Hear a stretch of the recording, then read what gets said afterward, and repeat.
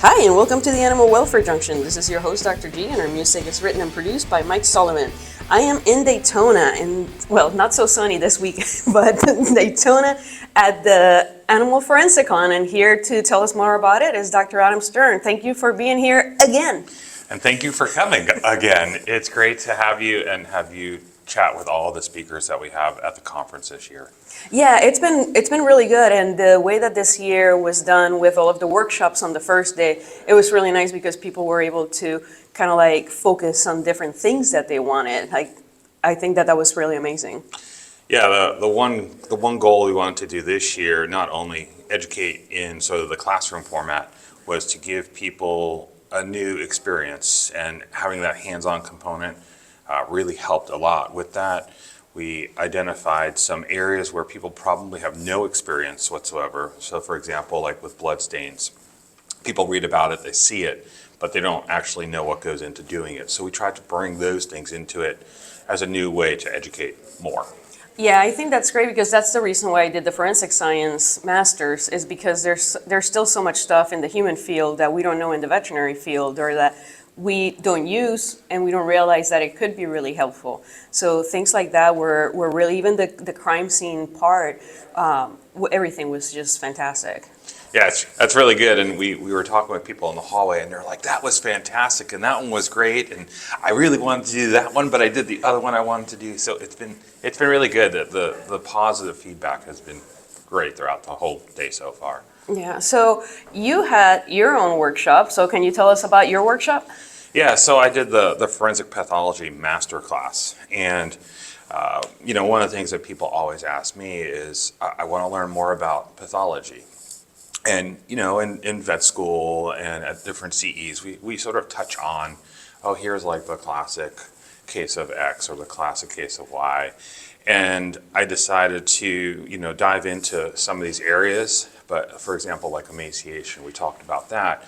But everybody knows what an emaciated animal looks like. But I tried to go into a different area, like the bone marrow analysis, for example, to sort of highlight how pathology could be used, but not just a simple, they have no fat, or they have no disease. It's like give more on the areas where people might not know a lot about that one specific topic.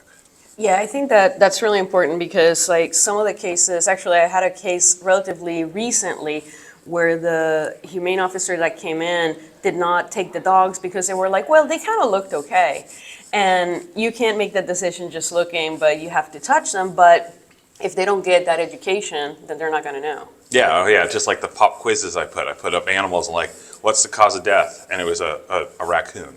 And I could come up with 100 different things, but until you look, you're never going to know. And it's the same thing throughout live animals, deceased animals. Ask a question. There's a tool that might be able to give you the answer.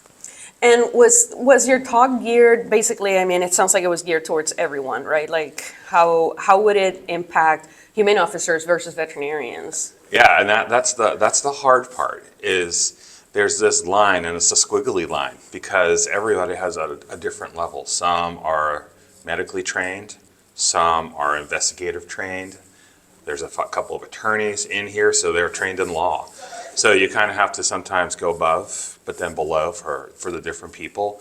But in the end, I try to keep it a straight average line so that everybody can be engaged, knowing full well that even though the topic might be over their head for that part, there are little tips that they can learn. We talked about poisoning cases, little things that they could do, like more about the scene, and they're like, oh yeah, I do the scene, but then when we talk a little bit about pathology, they're like, I don't know about that, but let me use a pathologist, or let me consult with my veterinarian. So kind of even it out along the way. It's a hard thing to do, but as we do this more and more, it kind of becomes easier. I think one of the takeaways too is that they learn how everybody is important as part of the process. So it's not about, it's no one's show, it's everybody's teamwork. So them seeing, hey, this is what the vet has to go through, and this is what the humane agent has to go through, and this is what the prosecutor needs to go through, potentially can help make a stronger case. 100%. I do it as a three-legged stool, okay? One is the attorney, okay, and the legal team. One is the veterinarian, the veterinary team, the technician, animal behaviorists, anybody really interacting with the animal from the sort of medical evaluation side, and then the investigator. If one of those parties is disinterested, not there, it's a three-legged stool. It falls down. You can't have that two-legged stool. So that's kind of how I approach all of my trainings, is you have to include all three. But then if you're just dealing with the veterinary group, like you only have veterinarians, then you could just do a deeper dive. But a lot of times you have to consider the entire team. Certain team members can only answer one question in certain cases. There's going to be cases as a pathologist where there's no question for me to answer, and that's okay. It's not a one-person show. It's not a one-agency show. It's always multiple agencies when we work these cases. So what can we expect for these last 2 days? So these last 2 days, we have a wide variety of people. We have someone from the FBI here, and he's going to go over some crime scene processing from their high level of federal investigations. We have a couple of laboratory talks. We have one on identifying individuals based on some anatomical characteristics from like bones and things like that.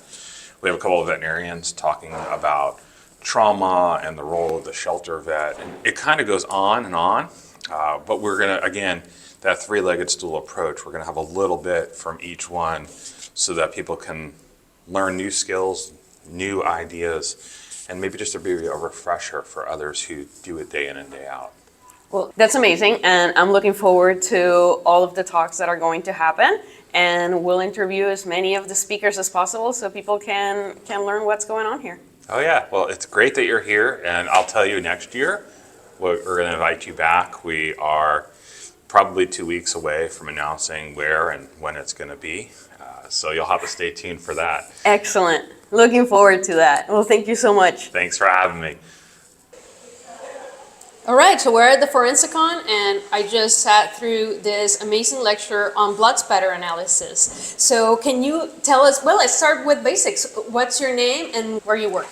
Well, my name is Dr. Gabrielle Suba. I retired from the Lee County Sheriff's Office in Southwest Florida. Excellent. And is blood spatter like the main thing that you do? I did work in crime scene investigations, and then I specialized in bloodstain analysis, and for 25 years I have been interested and researched and taught blood spatter analysis. You mentioned during your lecture about the show Dexter, and that's one of my favorite TV shows. Is there any truth to that show? Is it well made, or is it just kind of like the CSI effect that not everything is quite right? Dexter is a good show. I like it myself, and some of the math and physics he applies in the stringing methods to find the area of origin is kind of correct. However, they're showing technology that's not available right now. You know, we don't have virtual reality at every police station to do the bloodstain analysis. But in general, it's based on the math and physics of BPA. And actually, Toby Wilson, a friend of mine, was the advisor for the first Dexter shows when they did it in Miami, and he was the director of the DNA lab in Miami, and he was also the instructor of BPA. Oh, excellent. So they had some really good information behind what they were showing in the show to try to make it as realistic as possible. The first series, you know, when they were in Miami, and this is where actually it was filmed, and he helped them to create the patterns and reconstruct it. So there was a lot of background that's correct. Excellent. So what kind of information can blood spatter tell us? It can tell you the movement at the scene, like the way the person is traveling, the suspect or the victim. It also tells you if something had been removed of the scene. If you find a void area, that shows you there was an item there during the bloodletting event, but it's not anymore because you have a white area, so we can learn that. We can learn the location, two-dimensional and three-dimensional dimension of where the victim was at during the attack. Is there anything that blood cannot tell us? What we can learn for BPA, you cannot find for any other forensic discipline, so that's what makes it really unique. You know, blood can tell us DNA, blood can tell us a lot of things, but there's probably some things we cannot learn through it. because we're limited to the size, the shape, and the distribution pattern of the blood stains to our reconstruction of the event. Excellent. And then are there any ways as far as when we see a pool of blood to determine if it is human blood, if it is animal blood? What can investigators do to this? Well, we have several chemical methods, to determine if it is blood. We can use the Kastle-Meyer method, which is the also called phenolphthalein test. And then we also have the hexagon OBTI, which is a test where you can test for human blood. So if you don't know if it's human or animal, I would do the OBTI test that tells you it's human. I have been asked to look at blood evidence, and like the pictures tend to be like really, really important. What would you recommend to like humane agents to do to be able to give you information that you can use from a scene? First of all, it's very important that you take as many photos as possible. Take the pictures when you arrive to the scene in situ, like what you see. Then put some markers out for the different items of evidence you want to collect, or in bloodstain pattern, if you have more than one pattern on the wall, you might want to use letters and use the road mapping system to separate the patterns. Then we also have like yellow tape, which we can put up around the whole scene to show the height and the width of the pattern. And like I said, photos, and mark your stains. Stain selection is very important in the reconstruction. Take a picture of the stain with your number on there, with the marker on there, with the ruler on there, and then obtain a couple of DNA swabs from the pattern as well. Excellent. Well, it was a great lecture, and thank you so much for talking to me, and thank you for what you do. Well, it's my pleasure. Thank you. All right, so now here we are with Lauren Day. Thank you so much for being here. It's so exciting that you were here last year. Yes. And now here you are again. Thank you for having me again. So can you tell us about what your presentation today was about? Sure. So I did an Animal Law Masterclass. I basically covered everything from what are the courts in Florida, the United States courts, the life of a criminal case through the system from the point of when a crime occurs all the way through trial and sentencing. How should witnesses prepare to testify at various hearings? What to look for in building important investigations, and then we did some case studies and lessons learned. Excellent. So are you doing this primarily for humane officers or law enforcement, or does it apply to pretty much everybody? It applied to everybody, from the law enforcement officers who may be responding, animal services officers who are working those cases. I had some veterinarians in the room for their expert involvement in the cases, but really for anybody to just have a better understanding of what a case looks like from a prosecutor's perspective from start to finish, and how we can all work together to build better cases. Yeah, that to me is important because a lot of the times, like I come into cases just to look at the animal evidence, but then I see sometimes a disconnect between the humane officers and the law enforcement and even the prosecutors. And it Right. kind of becomes a fight of who's right, who's wrong, Yeah, and that kind of stuff yeah. when everybody should be kind of working together, right? Exactly. So what are the key points that you wanted people, like, if there's something that you want the audience to remember, what things would those be? Well, I ended my slide on exactly what you just said, is let's work together and remember that we're all on the same team to try to help the animals in our states and in our communities nationwide, worldwide.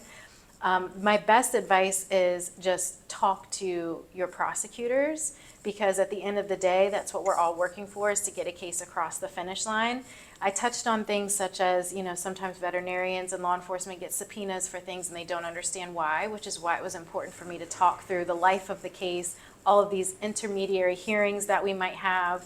I gave examples of, you might get subpoenaed for a case where it looks like it's a cocaine case or a drug case. What does that have to do with the animals? Well, maybe that person was on probation and then they turn around and abused animals, and now you're going to be called to testify in a violation of probation hearing. So just better educating and understanding the entire process, and how, again, we can all work together to get these people held accountable and help for the animals. Yeah, I think that that's a really good point, because in some of the cases that I have worked with, like I have had some prosecutors that talk to me before and tell me what questions they're going to ask me and what things to expect. But I've had others that I show up and Yeah. it's the first time that I met him or listened to them. Yeah. And they just expect me to, it's like, you're an expert, you know Right. everything, right? Right. So that kind of, as far as veterinarians, we just say like, they should come after the prosecutor and Yeah. be like, hey, you need to prepare me. Right, absolutely. And I talked about ways to prepare for different types of testimony, whether it's trial, a motion, a deposition, how that differs. I talked about the difference between even things like I don't remember versus I don't recall and why that's such an important distinction. And I gave them some tips on, hey, if your prosecutor doesn't reach out to you, here's how you can reach out. It's okay to ask them to rephrase questions that best meet the way that you want to explain it based on your practice and your expertise. I know that sometimes, I don't know if it's a little bit of ego or just lack of resources, but sometimes prosecutors don't like to reach out and try to kind of like learn more. Yeah. So what would be like your recommendation for prosecutors that may not be super familiar with animal law? Yeah, I know it's hard because dockets are big, everybody's busy, things come at you fast, but treat it just like we do any other area. And that was an example I gave in the master class was there are a lot of prosecutors who aren't familiar with firearms. They don't own them, never shot them, never handled a firearm. But you still have to have a base level of understanding. And when you talk to a firearms expert, you can't ask a question that doesn't make any sense, like, oh, well, was the shell casing loaded into the magazine? Like, that doesn't make sense for anybody who has a basic understanding of firearms. So you have to educate yourself at a base level. And so I encourage them to treat animal cases like you would a firearms case or like you would a sex crimes case, where you're going to have to look into that area of law and meet with the experts who have the knowledge. Excellent. Is there anything that we haven't discussed that you want people to know about? Oh gosh, it was 4 hours of class of trying to figure out if I missed anything. But no, I mean, the moral of the story is work together, educate yourself. Don't be afraid to reach out, and let's have more of a collaborative response and effort in getting these cases across the finish line. Fantastic. Thank you so much Thank for you being for here. having me. I appreciate it. Excellent. All right, so this last presentation was on crime scene investigations, and Susan Pratt, thank you so much for being here and for doing this interview and for that great presentation. Thank you. So can you tell us, tell our audience, what was the overall purpose of the presentation that you gave today? So it's the collection, preservation, and packaging pretty much of evidence, whether it is on the human side or the animal side, and how to package it appropriately so that when it goes to court, that we are able to do a great presentation on behalf of the state attorney's office. What would you say is your audience for this kind of a presentation? So this is more the people out in the field.